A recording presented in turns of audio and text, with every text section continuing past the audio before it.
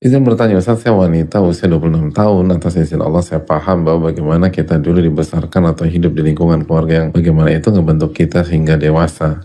Kata Nabi SAW, fa'abawahu yuhawidanihi wa yunasiranihi majisanihi. Kedua orang tuanya lah atau lingkungannya lah yang membuat dia Yahudi, Nasrani atau Majusi. Dan yang ngerubah itu lingkungan terdekat. Saya dibesarkan oleh ayah yang temperamental, ego, emosional, kasar, dan kata-katanya nggak baik. Dahulu nggak berasa apa dampaknya terhadap diri saya, tapi setelah saya beranjak dewasa ternyata itu semua ngebentuk siapa saya.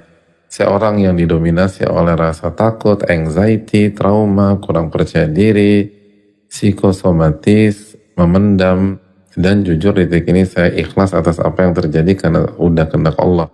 Saya yakin Allah izinkan saya seperti ini karena Allah percaya saya mampu melewatinya dengan taufiknya. Bahkan saya di titik saya kasihan dengan ayah karena saya yakin beliau dulu juga banyak luka yang ngebentuk dia seperti itu. Dan ingin saya tanyakan, apakah boleh cerita ngadu dengan Allah secara detail, menjelaskan kronologi, nggak tahu kenapa saya pengen aja gitu didengar, dipahami, mengapresiasikan diri saya karena selama ini saya nggak pernah mendapatkan itu. Saya yakin Allah Maha Tahu bahkan sangat detail. Sudah selesai bagi Allah semua urusan manusia di dunia ini, tapi saya percaya Allah lah sebaik-baik pendengar.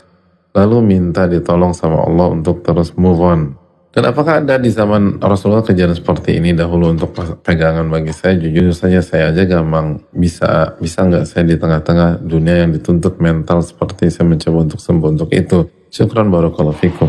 Jamaah sekalian khususnya yang bertanya, semoga Allah sembuhkan kita semua dari penyakit-penyakit hati kita atau mental illness kita. Amin ya rabbal alamin. Cara penanya bertanya itu menunjukkan Allah nggak meninggalkan penanya, lalu menunjukkan penanya berusaha untuk menjadi jauh lebih baik, berusaha menjadi pribadi yang solehah atau lebih soleh daripada sebelumnya. Dan itu adalah kabar gembira bagi penanya, itu adalah hal yang sangat positif bagi penanya. Karena kalau Allah tidak kasih taufik lalu penanya nggak berusaha, saya rasa pertanyaannya tidak dengan diksi atau tidak dengan kondisi seperti itu. Oleh karena itu bersyukurlah kepada Allah Tabaraka wa Ta'ala, karena nggak mudah bisa sampai titik itu. Yang kedua, silakan cerita kepada Allah, dan itu dilakukan oleh manusia-manusia terbaik. Di antaranya dilakukan oleh para nabi. Kita masih ingat bagaimana Nabi Yakub menyampaikan dalam surat Yusuf ayat 86, qala innama ashku bathi wa huzni ilallah wa'alamu minallahi ma la ta'lamun. Nabi Yakub mengatakan, sesungguhnya aku hanya mengadukan kesusahanku dan kesedihanku kepada Allah. Aku gak cerita sama yang lain. Aku hanya cerita kepada Allah. Dan ini berlaku, ini kondisi yang paling ideal jika kita sudah tahu ilmunya. Karena Nabi Yakub adalah utusan Allah, tahu dia ilmunya. Tapi kalau kita gak tahu ilmunya, maka terapkan ayat ini, lalu terapkan juga surat Al-Anbiya ayat 7, fas'alu ala dzikri in kuntum la ta'lamun, bertanyalah kepada ahli ilmu kalau kalian nggak tahu. Jadi kita harus tanya hukumnya apa, gimana caranya, arahnya seperti apa do's and don'ts-nya. Kenapa? Karena kita nggak tahu. Maka kita diperintahkan bertanya. Tapi kalau kita udah tahu, ya udah tinggal curhat saja sama Allah. Karena kita udah tahu. Tapi hati kita seringkali butuh. Emang itu benar. Maka ikutilah para nabi dan rasul sebagaimana Nabi Yakub alaihissalam. Begitu juga dengan Nabi Zakaria di awal surat Maryam. Coba buka surat Maryam ayat 2, ayat 3, ayat 4. Allah berfirman, "Dzikru rahmati rabbika 'abdahu Zakaria." Ingatlah rahmat Rabbmu kepada hambanya yang bernama Zakaria. Idznada, dan ingatlah ketika ia menyampaikan sesuatu kepada Allah. Ia berdoa kepada Allah. Idznada rabbahu nidaan khafiyya. Ia menyampaikan dan berdoa kepada Allah dengan suara yang lembut, kata Allah Subhanahu wa taala. Qala rabbi inni wahana al-'azmu minni washta'ala ra'su syaiba. Wahai Rabbku, ya Allah, tulangku sudah lemah. Cerita. Washta'ala ra'su syaiba, dan kepalaku sudah dipenuhi dengan uban. Rambutku memutih. Walam akun bidu'aika rabbi syaqiyya. Dan aku tidak pernah kecewa kalau aku berdoa kepada engkau.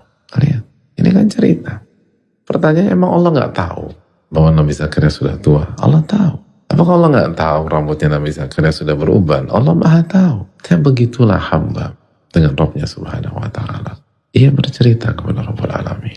Maka bagi penanya, ikutilah para nabi dan rasul. Cerita kepada Rabbul Alamin. Lalu minta, berdoa agar Allah hilangkan mental illness kita. Minta agar Allah memberikan kita lingkungan yang baik dan bisa meredam itu, bahkan memulihkan. Kalau kita wanita, minta sosok yang sayang sama kita sebagai pemimpin, sebagai suami. Dan dengan suami itu kita diberikan keluarga kecil yang sakinah mawaddah rahmah. Melalui suami nanti Allah kasih anak. Dengan anak tersebut Allah pulihkan kita, Allah sembuhkan kita. Mintalah kepada Rabbul Alamin. Mintalah kepada Allah. Jadi ceritalah kepada Allah. Beda gitu. Hamba itu kalau udah bisa cerita sama Rabbul Alamin, oh itu dampaknya besar. Karena Allah As-Sami', Allah yang maha mendengar. Dan maha mendengarnya bukan hanya ngedengerin lalu ditinggalin. Beda kan? Kita punya mungkin 1-2 teman yang selalu siap mendengar cerita dan masalah kita. Tapi apakah mereka juga punya kemampuan problem solving? Banyak yang gak punya. Mereka hanya mendengar, terus mereka akan bilang, gue juga gak ngerti kasus lo. Tapi gue yakin lo bisa. Kan gitu. How to-nya, gue gak tahu.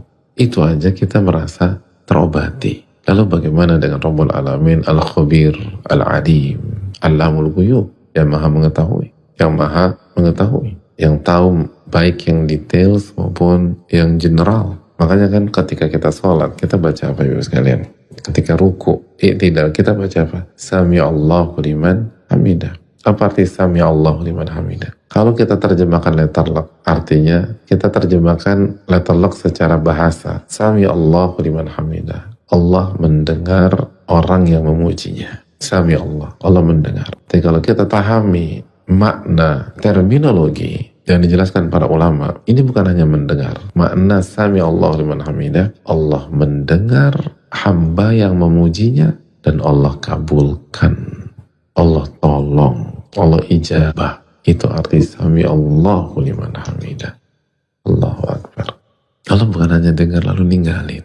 Allah lah yang maha mendengar dan Allah lah yang maha penjaga. Allah maha dermawan, Allah maha pengasih, Allah maha penyayang, Allah Al-Wahhab yang maha memberi, Al-Mannan. Jadi cerita kepada Rabbul Alamin, lalu berdoa dan memintalah. Allah Ta'ala alam bisawab.